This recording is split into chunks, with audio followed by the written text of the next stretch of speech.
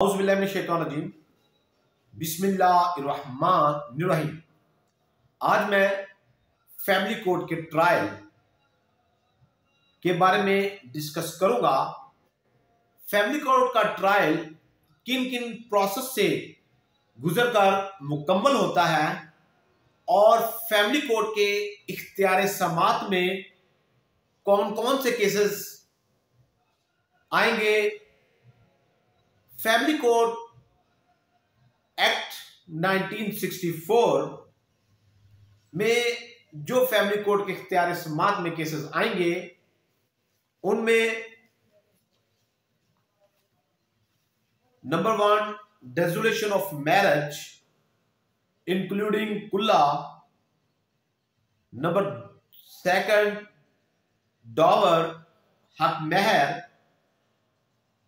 Number 3 maintenance खर्चा नानो नुफ्का, number 4 restitution of कंजुअल rights यानी कि जो खामन अपनी बीवी को आबाद करने के लिए दावा दायर करता है, नंबर 6 गार्डियनशिप,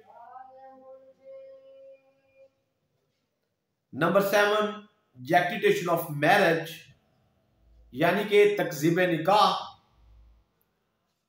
नंबर 8 डॉवरी दावा वापसी समान जहेज, नंबर 9 पर्सनल प्रॉपर्टी। अब ये वो केसेस हैं जो फैमिली कोर्ट के इख्तियार समात में आएंगे। फैमिली कोर्ट में जब भी बिटवीन स्पाउसेस मियां बीवी के दरमियान इन मामलात में से कोई भी मामला होगा तो वो फैमिली कोर्ट से रुजू करेंगे। अब जो फैमिली कोर्ट का सेक्शन 7 है यानी कि फैमिली कोर्ट के ट्रायल की इब्तिदा प्लेंट से होगी। अब जो प्लेंट है वो इन रिटन शेप में होगी जिसमें जो मुद्दइया है वो अपने तमाम जो हकायक है वो मेंशन करेगी और जो मियां बीवी के दरमियान डिस्प्यूट है वो इन डिटेल बयान होगा। दावा में गवाहान के नाम, गवाहान का पता और जो गवाहान ने एविडेंस देनी है वो मेंशन होगी। अब इसमें एक प्रोविजो डाली गई है यानी कि एक औरत अगर तनसीखे निकाह का दावा दायर करेगी तो उसी दावे में वो अपना हक महर, वापसी समान जहेज, जो उसकी पर्सनल प्रॉपर्टी है, कस्टडी ऑफ चिल्ड्रन अगर उनके बच्चे हैं और उनसे जो मुलाकात करनी है यानी कि section 12 guardian and ward act की दरख्वास्त गुजारनी है तो वो भी एक ही दावा में ये तमाम चीजें वो कोर्ट से मांग सकती है। अब इसी सेक्शन 7 की जो एक नेक्स्ट प्रोविजो है यानी कि जो मुद्दइया ने गवाहान लिस्ट दी है अगर उसके अलावा भी मुद्दइया कोई गवाहान या मुद्दाला कोई गवाहान जिसकी शहादत जरूरी है तलब करवाना चाहें तो वो भी करवा सकते हैं। अब मुद्दइया के पास जो भी डॉक्यूमेंट्स मौजूद होंगे यानी कि अगर वो तनसीखे निकाह का दावा दायर कर रही है तो नामा, अगर वो वापसी समान जहेज का दावा कर रही है तो जो उनकी रसीदात हैं उनका मुकम्मल जिक्र अपने दावा में करेगी और उनकी जो कॉपीज हैं या वो डॉक्यूमेंट्स हैं वो उन दावा के साथ लगाएगी। इन केस अगर उनके पास कोई ऐसा डॉक्यूमेंट जो दावे के फैसले में अहम किरदार अदा कर सकता हो उसके कब्जे में नहीं है, वो मुद्दाला के कब्जे में है, तो वो उसका जिक्र भी करेगी कि फलां डॉक्यूमेंट मुद्दाला के कब्जे में है, वो उससे तलब करवाया जाए। अब जो मुद्दइया अपना दावा दायर करेगी और जो उसके साथ अपने डॉक्यूमेंट्स लगाएगी, उस तमाम डॉक्यूमेंट्स की और दावे की कॉपीज का एक सेट उस दावे के साथ मुंसलिक करेगी। अब दावा दायर होने के बाद मुद्दाला है उसको सेक्शन 8 इंटीमेशन टू डिफेंडेंट यानी कि जो मुद्दाला है उसको इतला दी जाएगी। अब जब भी फैमिली कोर्ट में कोई प्लेंट दायर होगी उसमें जो फर्स्ट डेट डाली जाएगी वो 15 दिन से ज्यादा नहीं होगी। दावा दायर होने के 2 दिन के अंदर जो कल है उसको बजरिया नोटिस सम्मन इतला दी जाएगी कि तुम्हारे खिलाफ फलां कोर्ट में फलां मुद्दइया ने दावा दायर कर रखा है। अब मुद्दाला को बजरिया नोटिस सम्मन रजिस्ट्री या कोई इखबार या बाई इलेक्ट्रॉनिक मीडिया इतला दी जाएगी। अब जब मुद्दाला को इतला मिल जाएगी तो मुद्दाला अदालत में पेश होकर जो मुद्दइया ने प्लेंट दायर की है उसका रिटर्न रिप्लाई यानी कि उसका जवाब दावा फैमिली कोर्ट में जमा करवाएगा। अब जो रिटर्न स्टेटमेंट है यानी कि जवाब दावा है उसे फैमिली कोर्ट का सेक्शन 9 डील करेगा। अब जो सम्मन्स नोटिस पर डेट मेंशन होगी मुद्दाला उस डेट पर पेश होकर अपना जवाब दावा फैमिली कोर्ट में सबमिट करेगा। अब जो जवाब दावा है उसके साथ जो उसके कब्जे में डॉक्यूमेंट है वो उसके साथ अटैच करेगा और लिस्ट गवाहान जो उसने बतौर डिफेंस में पेश करने होंगे उनके नाम और पता दर्ज होगा।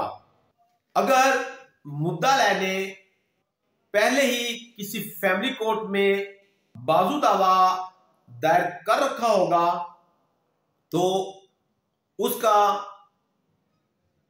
जो कॉपी है वो भी उसे साथ लगाना होगी। इसमें अगर मुद्दाला जो ड्यू डेट है, जो डेट नोटिस समन पर मेंशन है, उस डेट पर अगर मुद्दाला पेश नहीं होगा तो जो फैमिली कोर्ट है वो उस दावे को एक्स पार्टी डिग्री कर देगी।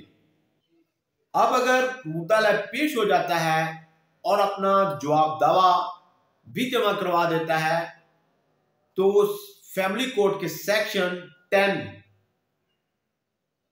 प्री ट्रायल प्रोसीडिंग, अब जब मुद्दाला कोर्ट में पेश होकर अपना जवाब दावा सबमिट करवाता है तो जो फैमिली कोर्ट है वो इसमें एक डेट फिक्स करेगी for pre trial proceeding. Court दावे को और जवाब दावे को देखेगी और जो पार्टीज के दरमियान डिस्प्यूट है उसको रिजॉल्व करवाने की कोशिश करेगी। अब अगर तो पार्टीज के दरमियान कंप्रोमाइज हो जाता है और जो पॉइंट डिस्प्यूट होता है वो हल हो जाता है तो पार्टीज अपना दावा वापस ले लेंगी। अगर इन केस के जो डिस्प्यूट है उस पर दोनों पार्टीज का कंप्रोमाइज नहीं होता तो जो फैमिली कोर्ट है वो उन दोनों पॉइंट पर इश्यू फ्रेम करेगी। दावा तनसीखे निकाह का है जो सेक्शन 10 सब सेक्शन 5 में फॉल करता है तो फैमिली कोर्ट इमीडिएटली अगर पार्टीज में कंप्रोमाइज नहीं होता तो फैमिली कोर्ट फौरन ही औरत को तलाक अनाउंस कर देगी। इसमें अगर औरत तंसीखन का बर बनाए कुला हासिल करती है तो जो उसने डेफर डावर वसूल किया होगा उसका 50% अपने खामद को वापस करना होगा। प्रॉम्प्ट डावर है तो उसका 25%। अगर खामद मौजूद नहीं है तो वो रकम मुतलका कोर्ट में जमा करवाना होगी। अब इशू फ्रेम होने के बाद जो पार्टीज है वो अपनी एविडेंस करवाएगी। एविडेंस को section recording of evidence deal करेगा। अब इशू फ्रेम होने के बाद पार्टीज की एविडेंस होगी जिसे फैमिली कोड का section 11 recording of evidence deal करेगा। फर्स्ट ऑफ ऑल जो मुद्दइया है जिसने दावा दायर किया है वो अपने गवाहान को, यानी वो खुद गवाह है तो वो बतौर PW1, उसके अलावा अगर उसके जो मजीद गवाहान हैं वो PW2 और PW3 की शेप में होंगे। उनका चीफ रिकॉर्ड होने के बाद जो मुद्दा है यानी कि डिफेंडेंट है उसका जो कौंसल होगा वो उन पर क्रॉस एग्जामिनेशन करेगा। क्रॉस एग्जामिनेशन के बाद अगर उनके पास, मुद्दइया के पास कोई डॉक्यूमेंट्री एविडेंस है तो वो भी उसे अपनी दस्तावेजी शहादत में पेश करके जो अपना दस्तावेजी शहादत में पेश करेगी। अब मुद्दइया की एविडेंस मुकम्मल होने के बाद जो मुद्दाला है जिसके खिलाफ मुद्दइया ने दावा दायर कर रखा था उसकी गवाही होगी। अब जो फैमिली